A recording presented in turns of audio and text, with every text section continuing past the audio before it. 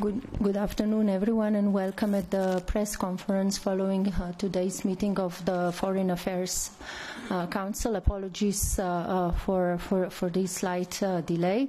High Representative Vice President Federica Mogherini will present briefly the outcomes of today's discussions, and then we'll take a few of your questions. High Rep, you have the floor. Thank you very much. I think you have already seen the outcome of this Foreign Affairs Council. So I will follow the example of the last councils and be very short in my introduction and let you have more time for the questions.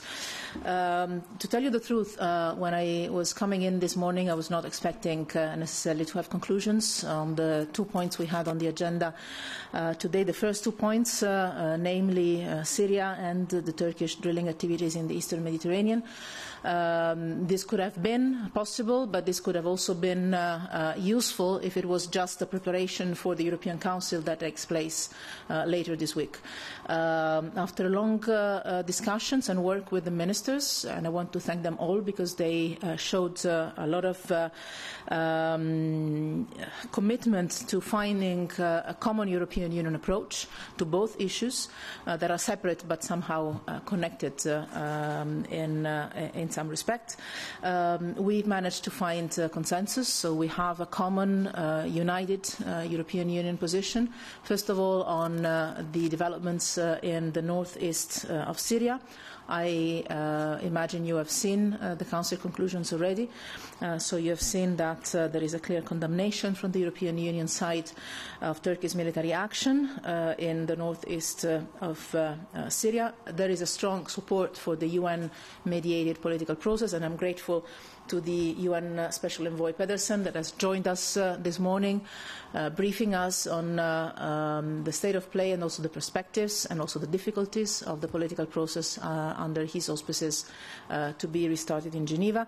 I want to say very clearly there is a strong support from our side in the first place to the beginning of the work of the Constitutional Committee. We believe that it has been extremely important, the fact that he has managed to find an agreement for the first time ever on the constitution of this Constitutional Committee. So we definitely want to see this starting to work in Geneva, and we're ready to support it. There is also a common, clear position of the European Union and the Member States on our support and our common commitment to the global coalition against Daesh. You might have seen in the conclusions we call for a ministerial meeting of the global coalition, because we see as one of the most immediate consequences of these military activities in the northeast of Syria the fact that Daesh could re-find its breathing space inside that territory. That worries us enormously. This is a direct security threat to the European Union, not only to the European Union, first and foremost to the region and the international community. So we want to see this tackled in the global coalition format.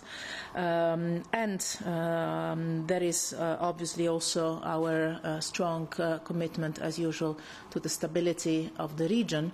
And let me say that, in particular, any attempt to have any kind of demographic engineering in that region would be seen from our side as particularly dangerous.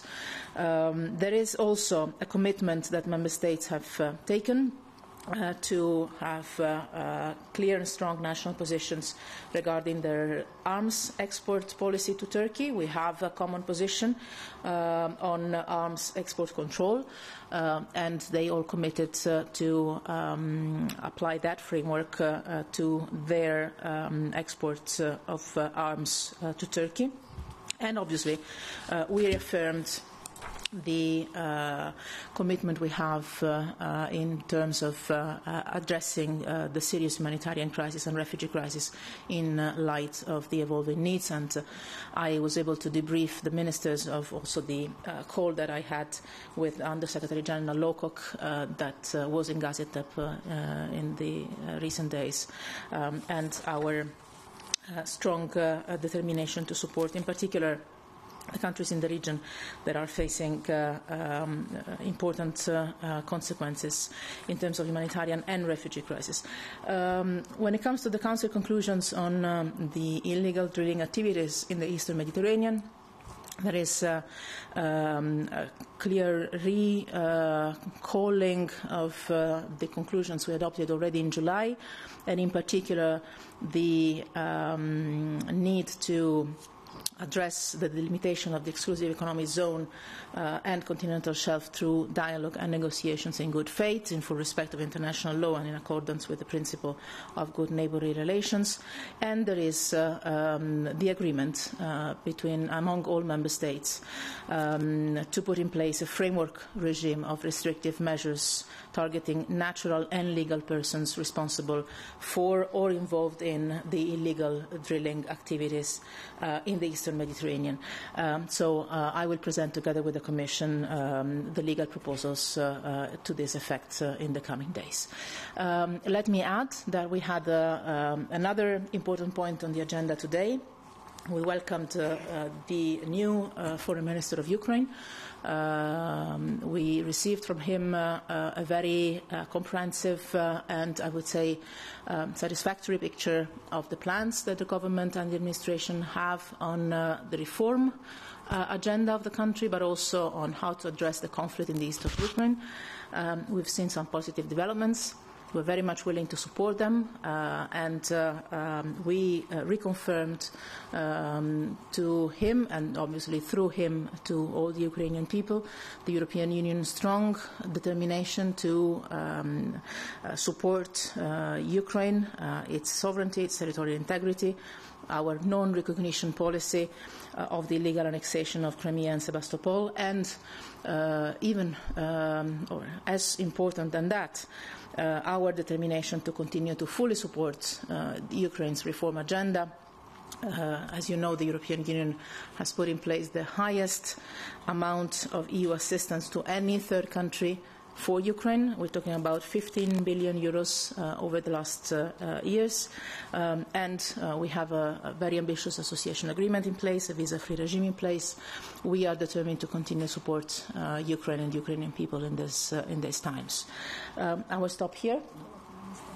And yes, due to the fact that the discussion on the northeast of Syria and of the drillings took longer than expected, actually it was quite expected, I would say, we will postpone the point that was